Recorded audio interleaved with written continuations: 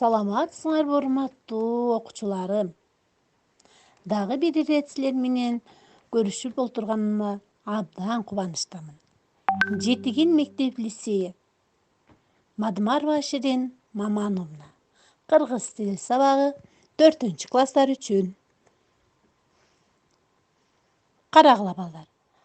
Силер сүрөттөн эмнелерди байкап жатасыңар? Албетте тазалык жөнүндө айтмакчысыңар. Тамактануу жөнүндө сүйлөмөксүңөр. Азаматсыңар.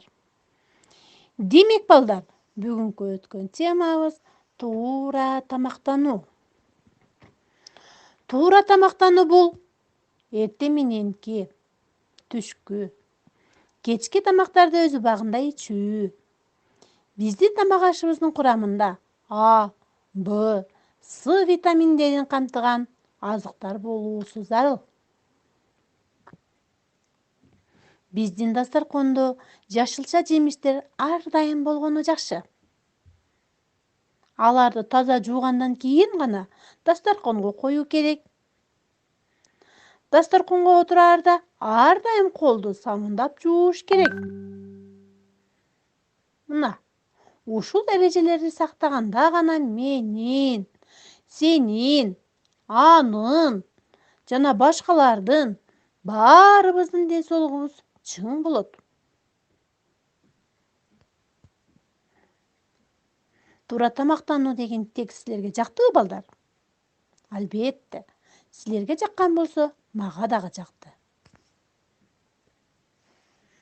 Текст ичиндеги биздин, аларды, менин, сенин, анын деген сөздөр кандай сөздөр? Албетте, силер өткөн ата тооч сөз түркүмү. Ал эми бул сөздөр жактама ата тоочтор болот. Демек, балдар, бүгүнкү тема жактама ата тооч. Бүгүнкү числону жазгыла дагы сулуу, тыкан, таза элемент менен жазабыз. Жактама ата тооч темасын коюла.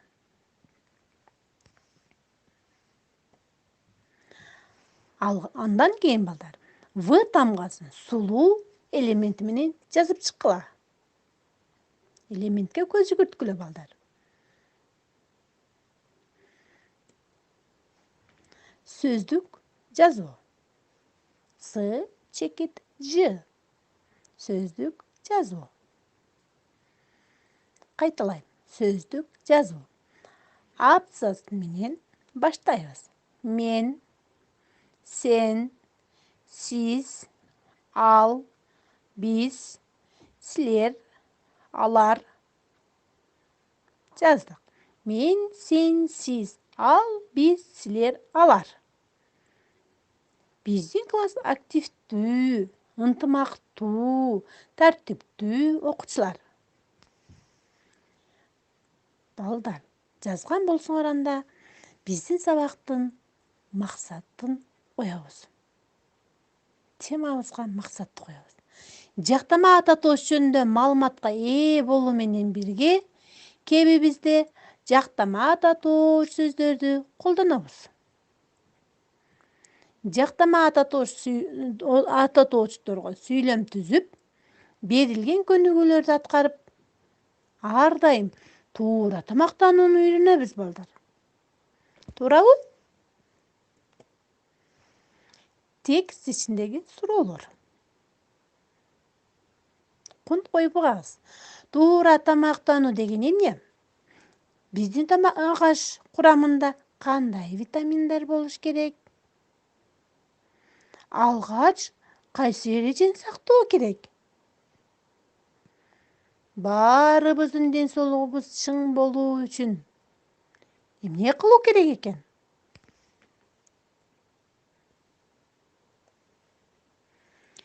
Балдар, жактама ата тооч экиге бөлүнөт. Жекелик жана көптүк. Мен, сен, сиз, ал. Бул жекелик түрүнө кирет. Ал эми көптүк түрүнө биз, силер, сиздер, алар. Жана жактама татоочу. Биринчи жак, экинчи жак, үчүнчү жак. Биринчи жак мен, чекелик түрү, көптүк түрү биз. Экинчи жак сен, сылык түрүндө сиз. Көптүк түрү силер жана сиздер. Үчүнчү жак ал, алар. Карагыла балдар. Жактама ат, атоочу.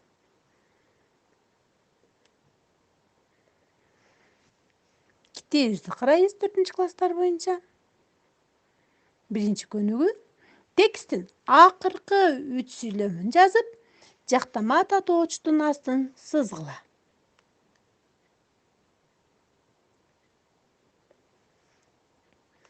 Экинчи көнүгүү жеби аркылуу туура белгилегиле.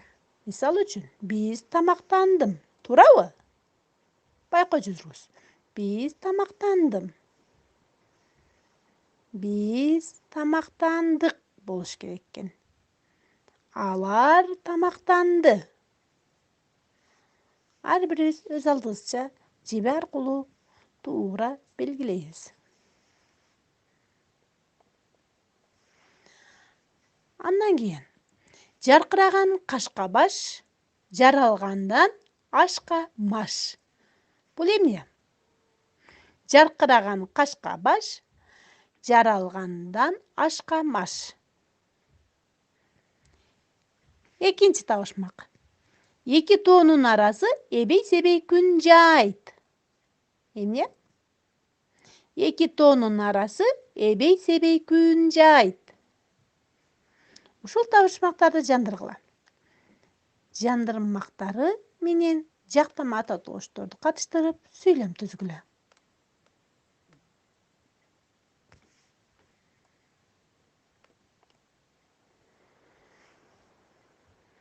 Сүрөттөргө байкоо жүргүзөбүз балдар. Албетте бул үй бүлөлүк сүрөттөр. Демек балдар, силер сүрөттөр боюнча ата татоочторду катыштырып, сүйлөмдөрдү түзүп, дептериңерге жазгыла. Жактама ата татоочтордун көптүк жана жекелик түрү да катышсын.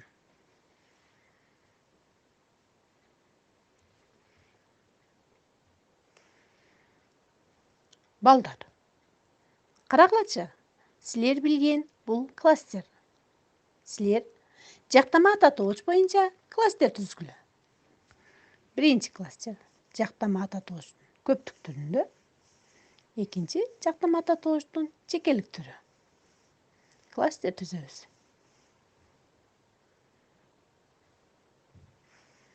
Демек балдар, силер бүгүнкү өткөн тема боюнча түшүнүк алдыңар деген ойдомун. Жактама ата татоочтун көптүк түрү биз, силер, сиздер, алар. Жактама ата татоочтун жекелик түрү мен, сен, сиз, ал. Жактама ата татоочтун көптүк жана жекелик түрү. Тапшырма балдар. Өздүк гигиена жана туура тамактануу жөнүндө эссе жазгыла. Ошол жазган эссеңерде албетте жактама ата татоочтун көптүк түрү катышсын. Тапшырма түшүнүктүү болду? Азаматсыңар. Анда балдар, силерге чоң рахмат.